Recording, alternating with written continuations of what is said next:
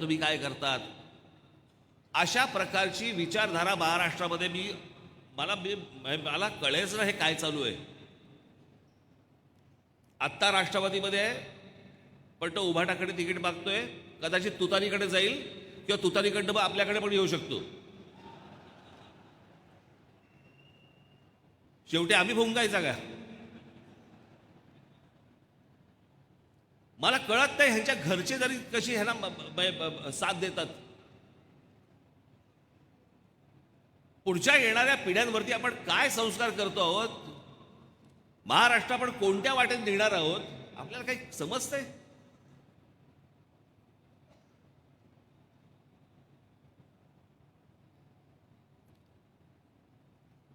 शरद पवार सांगतायत, मला एक गोष्ट नाही कळली कधी. शरद पवार सांगतात की आमचा पक्ष फोडला. तुम्ही काय केलं आयुष्यभर?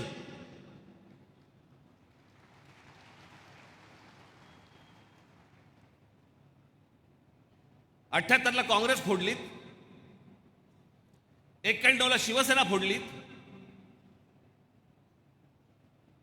त्याच्यानंतर नारायण राणेंचं झालं, ते गेले, त्यांना फोडलं. तुम्ही कसल्या फोडाफोडीच्या गोष्टी बोलताय? आणि अजित पवारांबद्दल मी बोललोच होतो. इतके दिवस झाले, बरेच दिवस ओरडत होते, आता काहीतरी गुलाबी जॅकेट घालून फिरतात. कोणी सांगितलं मला माहिती नाही. भारतीय जनता पक्ष यांना स्वीकारतो तरी कसा या लोकांना?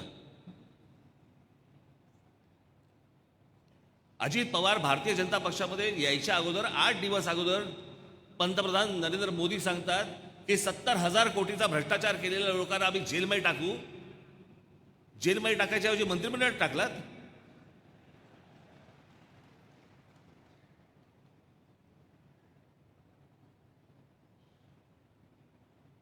हे का होतंय? मी नेहमी तुम्हाला सांगत आलो, हे एवढ्यासाठीच होतंय कारण तुम्हाला गृहीत धरलंय. गृहीत सर्वांना तुम्हाला गृहीत धरलेलं आहे. काय कराल काय? तुम्ही कोण आहात? तुम्ही मिंदे लाचार या महाराष्ट्राचे सगळे तुम्ही फक्त नुसती जनता. आम्ही निवडणुकीच्या तोंडावरती येऊ, पैसे फेकून तोंडावरती मारू, मतं घेऊन जाऊ तुमच्याकडनं. तुम्ही काय करणार आहात? त्याच्यानंतर आम्ही वाटेल तसे आम्ही वागू, वाटेल तसे आम्ही पैसे ओरबाडू. आज ती लाडकी बहीण योजना काढली आहे, पैसे देत आहेत. कोणी मागितलं होते पैसे? मला आपल्याकडच्या राजकारणाचा उद्देशच कळत नाही, हेतूच कळत नाही. मागितले कोणी आहे तुमच्याकडे पैसे?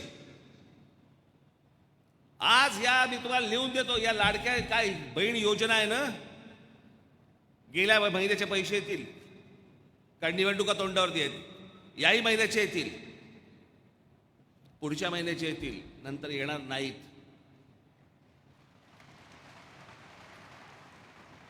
एवढ्यावर जाऊ नका तुम्ही. हे जे पैसे वाटणं जे आहे ना, पैसे वाटणं, जानेवारी फेब्रुवारीमध्ये जर अशी परिस्थिती कदाचित निर्माण होईल की या महाराष्ट्र सरकारकडे पगार द्यायला पैसे नसतील. कोण मागते तुमच्याकडे फुकट?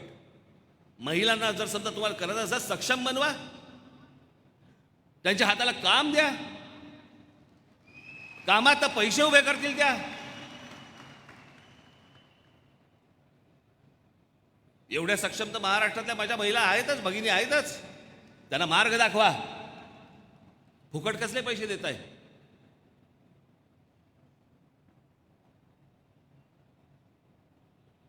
बेरोजगारांना फुकट पैसे, ह्याला फुकट पैसे, शेतकऱ्यांसाठी काय फुकट वीज.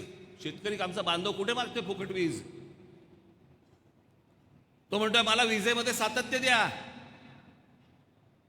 थोडे कमी पैशात द्या, पण वीज तर मला मिळू देत.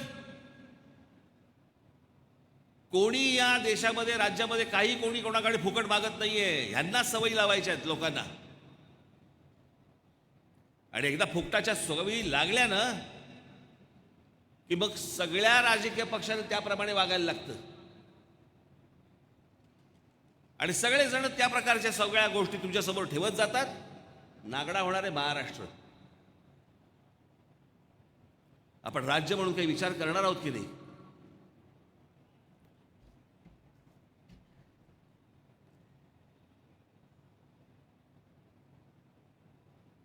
या सगळ्या गोष्टींबद्दल मी तुम्हाला सांगतो, हाताला काही लागणार नाही बाबांनो. माझी महाराष्ट्र जनतेला विनंती आहे, नीट बघ या सगळ्या गोष्टी काय चालू आहेत त्या. मी आता मराठवाड्यामध्ये गेलो होतो, तिथे मला ते भेटायला आले लोक.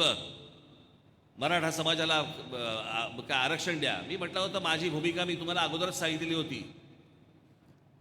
माझ्या महाराष्ट्रामधल्या माझी स्वतःची इच्छा आहे, माझ्या ती धमक पण आहे की ती मी पूर्ण करू शकतो. जे मी पूर्ण करू शकतो त्याचा मी तुम्हाला शब्द देऊ शकतो.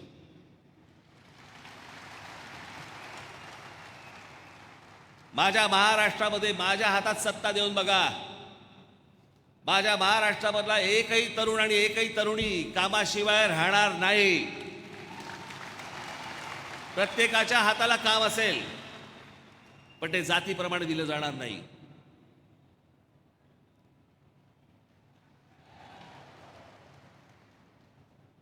या सगळ्या गोष्टी तुम्ही नीट समजून घ्या. हे आरक्षण मिळू शकत नाही, ही गोष्ट होऊ शकत नाही, हे प्रत्येकाला माहिती आहे.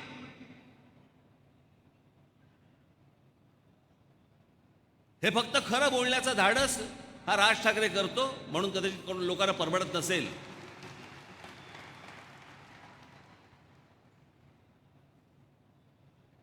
पण जी गोष्टच होऊ शकत नाही. मला अजूनही आठवतंय, एक मोर्चा आला होता मुंबईमध्ये. त्या मोर्चाचं, मराठा समाजाचा मोर्चा आला होता, खूप वर्ष झाली त्याला. त्या मोर्चाचं स्वागत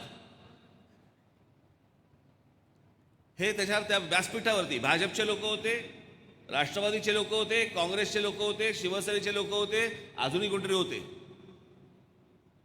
आणि सगळ्यांनी सांगितलं की मराठा समाजाला आरक्षण मिळालं पाहिजे. मग अडवले कोणी? तुम्हाला थांबवले कोणी? फक्त वरवर तुमच्या तोंडाला फक्त पानं पुसायची. हे आरक्षण देऊच शकत नाही, हे आरक्षण मिळूच शकत नाही. घटनेमध्ये बदल करायला लागतील, वेगळं अधिवेशन घ्यायला लागेल. आणि हा फक्त मराठा समाजाचा विषय नाहीये बाबांनो. पहिले गोष्ट नीट लक्षात घ्या. हा फक्त महाराष्ट्रातल्या एका जातीचा विषय नाहीये. प्रत्येक राज्यांमध्ये ज्या जाती आहेत त्यांचा पण तो विषय आहे. सगळ्या चव्हाट्यावरती आणावे लागतील. कोणाची हिंमत नाहीये, एकाही राजकीय पक्षाची हिंमत नाहीये. एक जर विषय काढला इथे महाराष्ट्रामध्ये, तर बाकीच्या सगळ्या राज्यांमधल्या जातीवरती डोकं वरती काढतील. प्रत्येकाला नाकी नऊ येईल. कोणी हा पुरवू शकत नाही, ही मागणी जी आहे ती पूर्ण करू शकत नाही. हे पहिलं ध्यानात घ्या.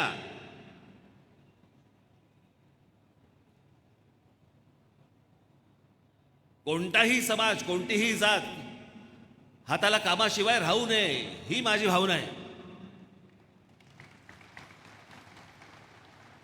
पण ही सर्व मंडळी तुम्हाला फक्त मतांसाठी म्हणून या सगळ्या गोष्टी भुलतापा टाकते, खोटं बोलतायत.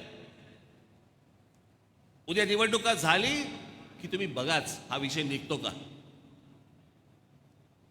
पुन्हा ज्या वेळेला काहीतरी निवडणुकांची वारे व्हायला लागतील, पुन्हा हे विषय काढतील. सतत हीच गोष्ट चालू आहे गेली 20 वर्ष. तुम्हाला आठवत आहेत, महाराष्ट्रभर मराठा समाजाने शिस्तीमध्ये, मी इतके शिस्तीमधले मोर्चेच पाहिले नव्हते कधी. आठवतात तुम्हाला काढलेले मोर्चे? प्रचंड मोठे लाखाचे मोर्चे होते. काय झालं त्या मोर्चानंतर? काही नाही. अनेक तरुण, अनेक तरुणी, मला अजूनही आठवते, मोटरबाईकवरती बसून उत्साहात, जल्लोषामध्ये त्या सगळ्या मोर्चामध्ये सहभागी झाले होते. राज्यातल्या प्रत्येक जिल्ह्यामधनं मोर्चे निघाले होते. काय झालं? आज त्यातल्याच एका गरीब वर्गाला घेऊन आज जरांगे पाटील आज तिकडे उपोषणाला बसलेत. मी त्यांच्यासमोर त्यांना पण जाऊन सांगितलं,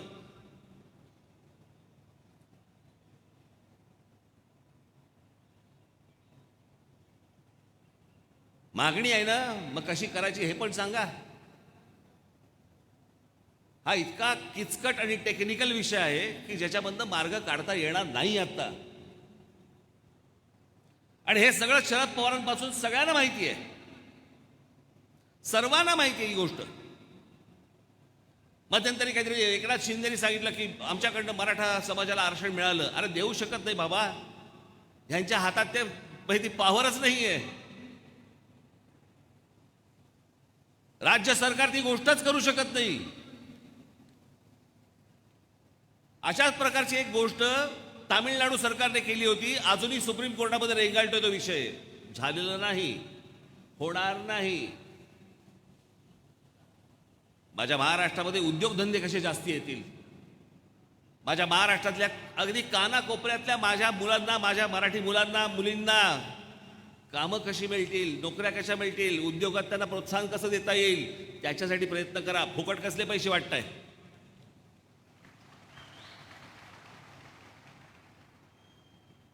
आणि हे रॉकेट सायन्स नाहीये, हे काही रॉकेट सायन्स नाहीये की समजतच नाहीये. सहज शक्य आहे. पण खोट्या गोष्टी सांगून तुमच्या फक्त भावनांना हात घालायचा. तुम्हाला आठवत असेल, एक 25 वर्ष 20 वर्ष झाली असतील त्याला, 18-20 वर्ष झाली असतील. समुद्रामध्ये शिवछत्रपतींचा पुतळा उभा करायचा. आठवतं तुम्हाला? मला असं वाटतं ती आता ते नाही आहे आमच्या, ते मेटे ना, विनायक मेटे हे त्याला तिकडे सरकारमध्ये असताना त्यांनी ही मागणी केली. स्टॅच्यू ऑफ लिबर्टीपेक्षा शिवछत्रपतींचा पुतळा हा 2 इंच उंच. कोण डोक्यात घालतं त्यांच्या मला माहिती नाही. मी स्वतः स्टॅच्यू ऑफ लिबर्टी पाहिलाय. तो किती उंच आहे तो पाहिलाय. बरं, स्टॅच्यू ऑफ लिबर्टीचा पुतळा हा फ्रान्स सरकारने त्यांना स्वातंत्र्य मिळाल्यावरती अमेरिकन सरकारला भेट दिला होता बनवून.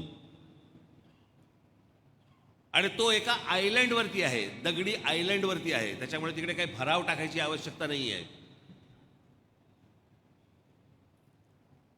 शिवछत्रपतींचा स्टॅच्यू ऑफ लिबर्टीपेक्षा अश्वारूढ पुतळा मोठा उंच. आता एवढा जर समजा उंच पुतळा जर समजा झाला, मला शिल्पकला माहिती आहे म्हणून मी तुम्हाला सांगतो. घोडा केवढा झाला?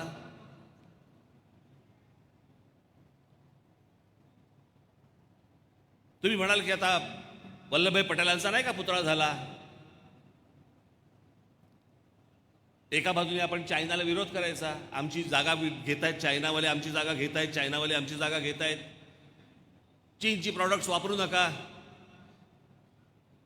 हे एका बाजूने बोलायचं. आणि वल्लभभाई पटेलांचा पुतळा कुठून येणार? चीनमधनं बनवून येणार. तो चायनातनं आलाय पुतळा बनवून, आपल्याकडे बनलेला नाही येतो. हाही तसाच बनवायचा. समजा बनवला उद्या, पहिल्यांदा त्या समुद्रामध्ये ज्या वेळेला भर घालायला लागेल, ते कितीचं घालायला लागेल? एक साधी गोष्ट आपण आत्ता सहज उदाहरण बघू. एक महाराजांचा पुतळा तिथे सिंधुदुर्गामध्ये उभा होता, बरोबर. वाऱ्याने पडला. तो काय फार मोठा नव्हता, पण वाऱ्याने पडला. म्हणजे शिल्पकला ही गोष्ट आपण नीट समजून घेतली पाहिजे. तो नुसता असा पुतळा उभा करायचा नसतो, त्याला एक बॅलन्स असतो, सगळ्या गोष्टी असतात.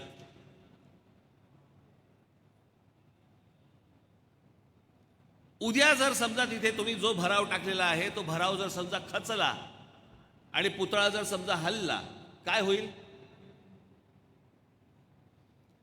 तो भराव नुसता टाकून महाराजांचा जर समजा तशा प्रकारचा पुतळा उभा करायचा असेल, त्याला किमान कमीत कमी बोलतो मी तुम्हाला 15 ते 20 हजार कोटी रुपये लागतील.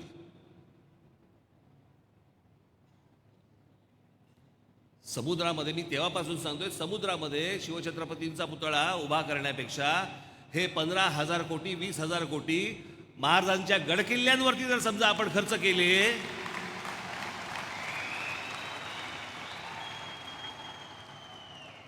तर भविष्यातल्या येणाऱ्या सगळ्या पिढ्यांना आम्हाला सांगता येईल, अरे आमचा राजा कोण होऊन गेला, त्यांनी काय बांधलंय. अख्खा हा हिंद प्रांत हलवून टाकला ज्या माणसाने.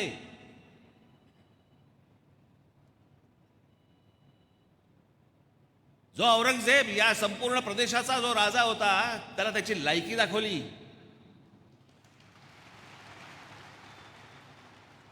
पुढची 27 वर्ष महाराष्ट्रात जाऊन ठाण मांडून बसला आणि इथे मेला.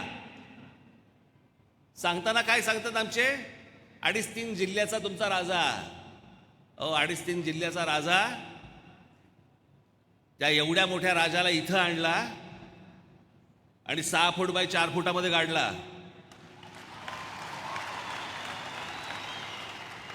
आम्हाला 2.5-3 जिल्हे लागले नाहीत.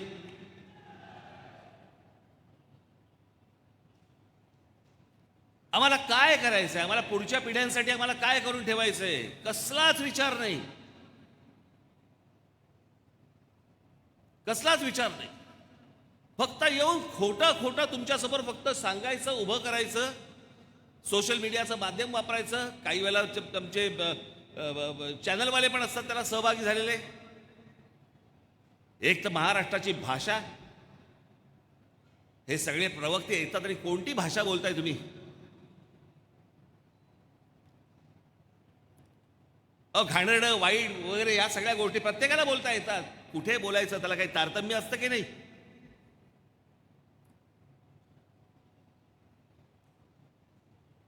विनोदाने कुठची गोष्ट मांडावी, ती गोष्ट कशी मांडावी, विनोद कुठपर्यंत असावा, शिवी कोणा. आम्ही तुम्हाला सांगतो, मला अजूनही आठवतंय पूर्वीच्या काळातली एक गोष्ट. यशवंतराव चव्हाण हे सांगायचे की प्रबोधनकार ठाकरे त्यांच्या भाषणामध्ये कधीतरी शिव्या देतात, पण तो विषय समजून घेताना जर समजा तुम्हाला ती शिवी कळली तर तुम्हाला बोध होईल की ते तुम्हाला काहीतरी सुचवतायत, सुनवतायत, काहीतरी चांगलं सांगतायत. या असल्या घालण्याशिवाय नाही.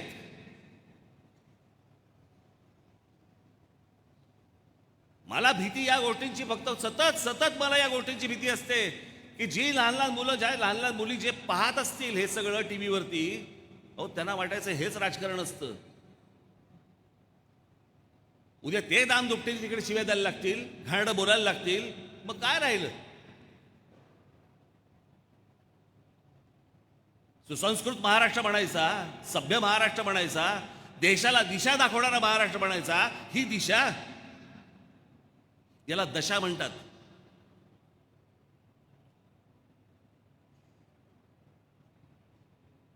मी मागे ज्याला ठाण्याच्या सभेमध्ये किंवा माझ्या शिवतीर्थावरच्या सभेमध्ये म्हटलं होतं की शरद पवार हे स्वतः नास्तिक आहेत,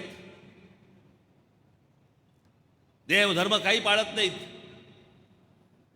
आजपर्यंत कधी पाळला नाही. मी कशाला सांगतोय, त्यांच्या मुलीने लोकसभेमध्येच सांगितलंय की माझे वडील नास्तिक आहेत म्हणून.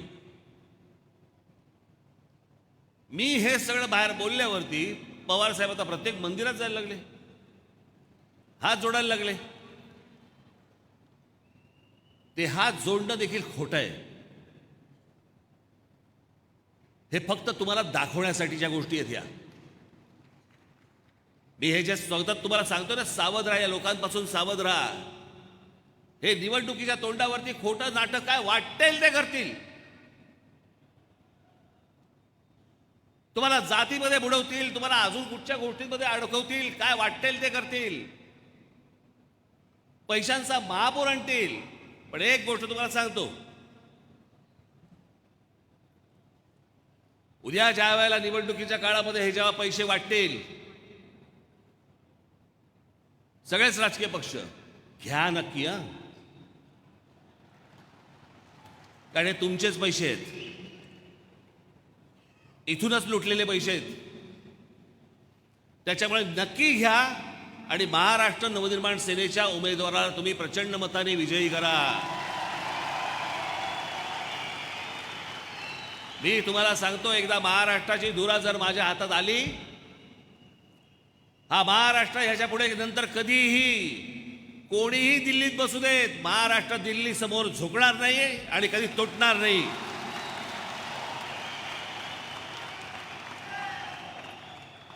आपला अभिमान, आपला स्वाभिमान आपणच जगवला पाहिजे.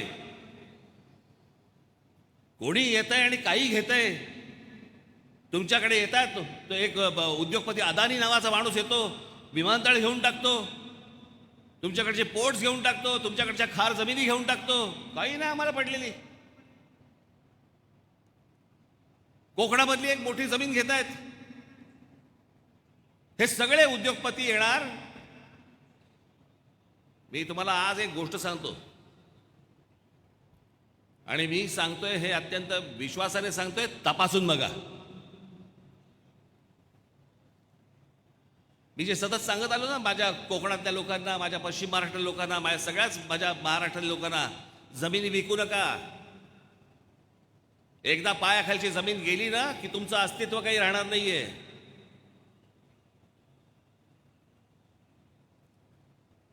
लांब कशाला, बाजूच्या गुजरातमध्ये जा. गुजरातमधला कायदा बघा. गुजरातमध्ये जर शेतीची जमीन असेल तर शेतीची जमीन तुम्ही विकू शकत नाहीत. आणि शेतीची जमीन जर समजा तुम्हाला विकायची असेल तर ती तुम्ही फक्त शेतकऱ्याला विकू शकता, तीही राज्यातल्या.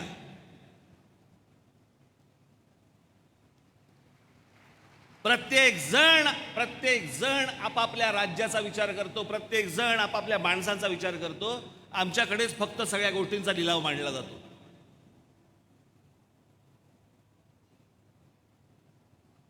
तुम्हाला या उत्तम प्रदेशामधनं, या महाराष्ट्रासारख्या इतक्या उज्ज्वल परंपरा असलेल्या या प्रदेशामधनं तुम्हाला उद्ध्वस्त करायचंय. सगळ्यांचे डोळे महाराष्ट्रावरती लागलेले आहेत, सगळ्यांचे डोळे.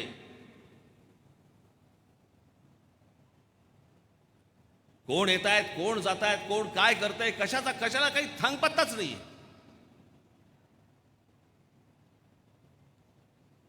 काल त्या कोण सिद्दीकी म्हणून आमदार होते, त्यांचा काल खून झाला. खून करणारी माणसं कोण आहेत? त्यातला एक युपीचा आहे, एक हरियाणाचा आहे. बाहेरच्या राज्यांमध्ये लोक येत आहेत. महाराष्ट्रामध्ये, मुंबईमध्ये पोलिसांच्या देखात धवळ्या, म्हणजे इतक्या सगळ्या लोकांसमोर खून होत आहेत. महाराष्ट्रामध्ये बलात्कार, लहान लहान मुलींवरती बलात्कार सुरू आहेत. मी तुम्हाला फक्त एक आकडेवारी वाचून दाखवतो. आण रे ते, मी त्याशी नागपूरला वाचून दाखवली, मुद्दामून वाचून दाखवली तुम्हाला.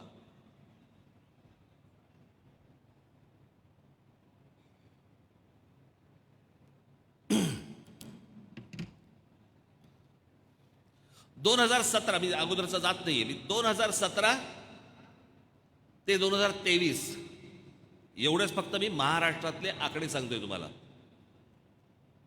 पहिले, महाराष्ट्रात झालेले बलात्कार 2017 4320 बलात्कार झाले.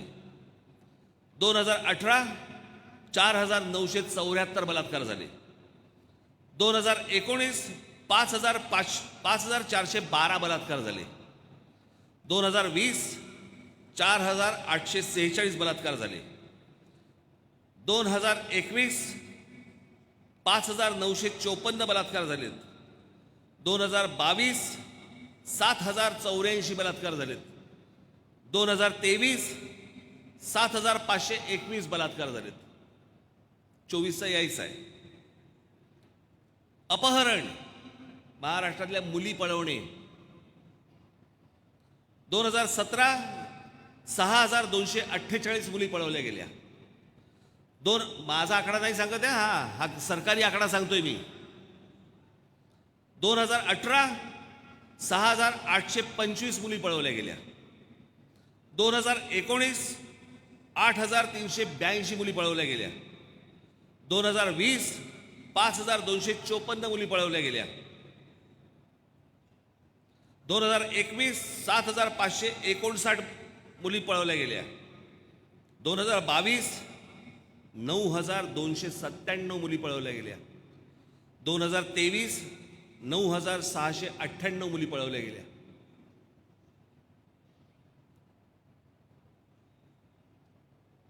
हुंडाबळी, नातलगांकडून होणारे अत्याचार, विनयभंग, लैंगिक अत्याचार,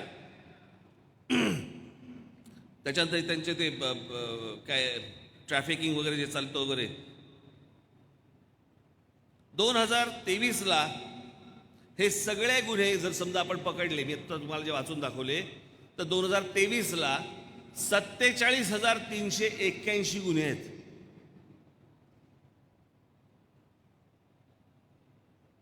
हा समृद्ध महाराष्ट्र.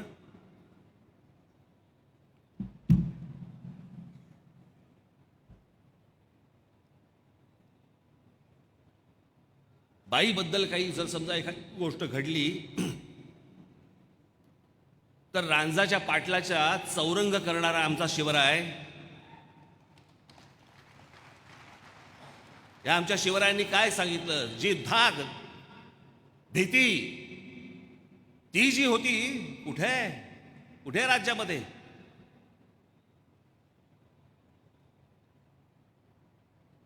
ही जर महिलांची परिस्थिती असेल, लहान मुलींची परिस्थिती असेल, कोणत्या भरोश्यावरती शाळांमध्ये पाठवायच्या आमच्या संगीताताई कुठे गेले त्या? यांनी ते भाईंदरचं प्रकरण बाहेर नसतं काढलं, काय झालं असतं? बदलापूरचं भाईंदरचं नाही, बदलापूरचं एका लहान मुलीला न्याय देताना त्यांनी हे सगळं प्रकरण काढलं आणि मग सगळ्यांना कळलं की असं झालेलं आहे म्हणून.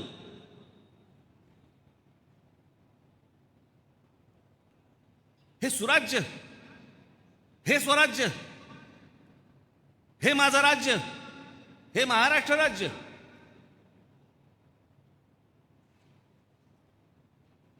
ज्या राज्याकडे बघून आतापर्यंत अनेक राज्यांनी स्वतः उभारी घेतली,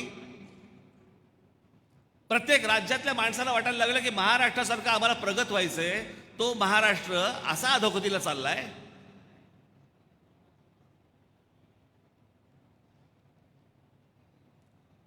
जे मनाला येईल ते तुम्हाला सांगितलं जात आहे, जे मनाला येईल ते फक्त शब्द दिले जात आहेत, फुकट पैसे वाटले जात आहेत.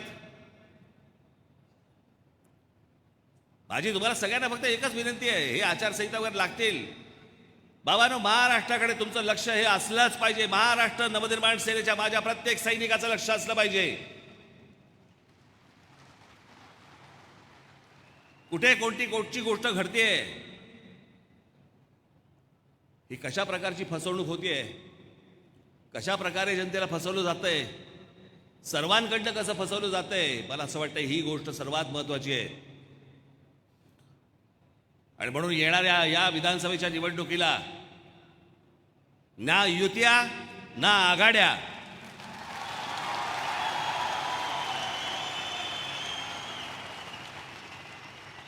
आपण स्वतंत्रपणे महाराष्ट्राला सामोरे जाणार आहोत.